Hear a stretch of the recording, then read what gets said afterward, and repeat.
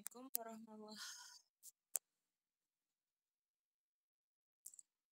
warahmatullahi wabarakatuh. Perkenalkan, nama saya Sarah Indonesia dengan NIM 00231776 dari kelompok B4. Di sini saya akan menjelaskan tentang inhal anatomi. Di sini Parkinson disease yang dimana kondisi medis dapat mengaruhi kemampuan tubuh dalam mengontrol gerakan dan keseimbangan tubuh. Parkinson adalah penyakit yang bersifat progresif, artinya kondisi tersebut dapat berkembang secara perlahan dan memburuk seiring dengan berjalannya waktu. Nah, kemungkinan penyebab Parkinson disease adalah kerusakan sel saraf pada area substansia nigra di otak. Kondisi ini dapat menyebabkan penurunan produksi hormon dopamin yang berfungsi untuk mengontrol gerakan dan keseimbangan tubuh. Di sini ada ganglia basalis. Ganglia basalis ini atau disebut dengan nuclei basalis, ini adalah kelompok substansia grisea atau nukleus yang terletak di sentral hemispherium cerebri atau di antara talamus dengan substansia alba hemispherium cerebri. Dia ini tersusun atas 4. Yang pertama ada nukleus caudatus. Dia ini berbentuk lengkung dengan kaput di ujung anterior dan mengecil di posterior sebagai cauda.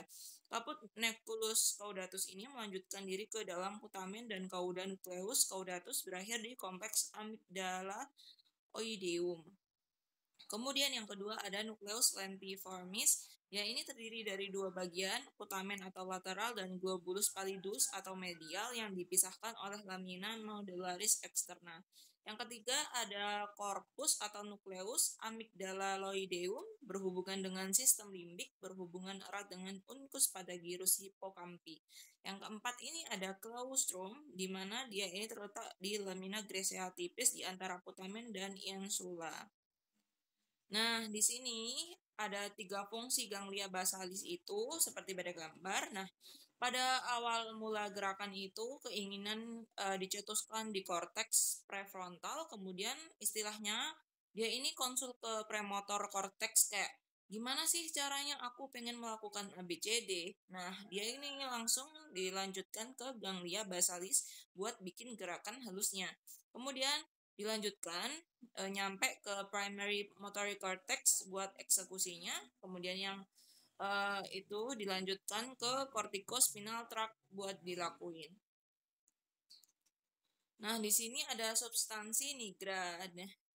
Substansi nigra ini terdapat di mesencephalon yang merupakan truncus cerebri terletak di antara crus cerebri dan tegmentum mesencephali.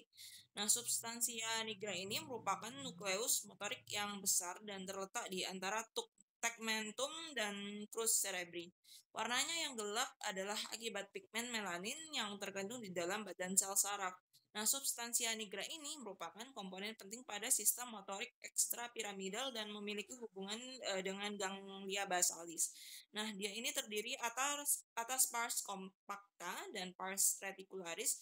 Pars compacta ini pada bagian ini neuron berpigmen neuromelanin. Pigmen ini hasil sampingan pembuatan dopamin, di mana dopamin ini berfungsi pada lintasan dopaminergic nigrostriatal. Kemudian ada pars reticularis, dia ini terletak di sebelah ventral pars compacta, mengandung neuron yang tidak berpigmen. Kemudian di sini ada talamus. Nah, talamus ini dia panjangnya kurang lebih 3 cm, membentuk 80% diencephalon. Dia ini terdiri dari sepasang talamus yang berbentuk oval, keduanya dihubungkan oleh adesio intertalamika, kemudian terdiri dari pasangan nuklei yang diselingi traktus-traktus. Nah, fungsi talamus sendiri relay hampir semua input sensoris ke korteks cerebri atau selain traktus spinocerebralis dan nerve olfactorius.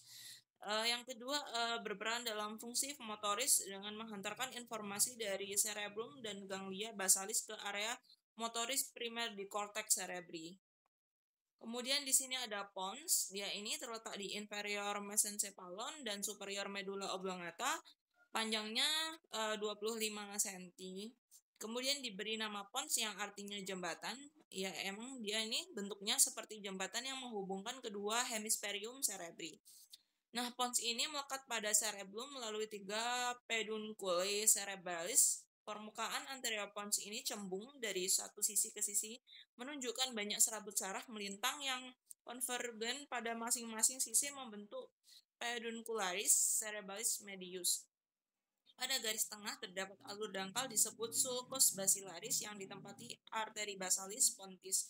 Pada tiap sisi pons pada permukaan anterolateral keluar nerve trigeminus dan di dalam sulcus antara pons dan medula oblongata dari medial ke lateral keluar nerve abducens, nerve facialis dan nerve vestibularis. Nah, di sini ada medula oblongata. Dia ini membentang dari sulcus pontinus inferior hingga medula spinalis. Berakhir setinggi foramen occipital magnum. Nah, panjangnya sekitar 3 cm.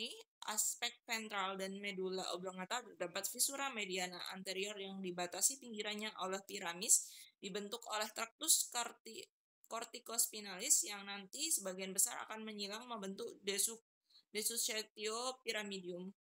Kemudian pada bagian posterolateral piramis terdapat oliva yang merupakan elevasi membentuk oval karena adanya nukleus olivarius inferior.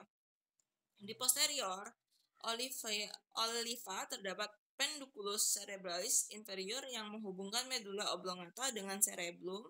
Di dalam sulcus di antara oliva dan penduculus cerebralis inferior muncul villi radicularis, nerve glossopharyngeus, nerve vagus, dan radic cranialis, nerve accessorius. Pada aspek posterior, bagian setengah kranialnya membentuk bagian dasar dari ventriculus quadratus. Pada bagian bawah aspek posteriornya terdapat sulcus medianus posterior. Pada sisi sulcus medianus posterior terdapat penonjolan yang disebut tuberculum gracilis. Dan di sebelah lateral lagi terdapat tuberculum cuneatus. Tepat di lateral tuberculum cuneatus terdapat tuberculum cinereum yang dibentuk oleh tractus descendens nervi trigeminalis. Kemudian di sini ada cerebellum, merupakan bagian terbesar kedua dari cerebrum, dipisahkan dari cerebrum oleh tentorium cerebelli. Cerebellum ini terletak di fossa cranii posterior, di posterior ventriculus quadratus, pons, dan medula oblongata. Cerebellum ini berhubungan dengan bagian posterior truncus cerebri melalui berkas simetris yang disebut penduculus cerebralis superior, media, dan inferior. Nah, untuk struktur eksternanya, cerebellum ini terdiri dari 2 hemisferium cerebri yang dihubungkan di garis tengah oleh permis. Kemudian permukaan cerebellum ini berlipat-lipat disebut dengan folia yang berorientasi melintang dan dipisahkan oleh visura-visura. Cerebellum ini dibagi menjadi 3 lobus, yang utama itu ada lobus anterior, lobus posterior, dan lobus floculonodularis. Ini referensi yang saya dapatkan dan saya nyari-nyari di sini. Baik, terima kasih. Wassalamualaikum warahmatullahi wabarakatuh.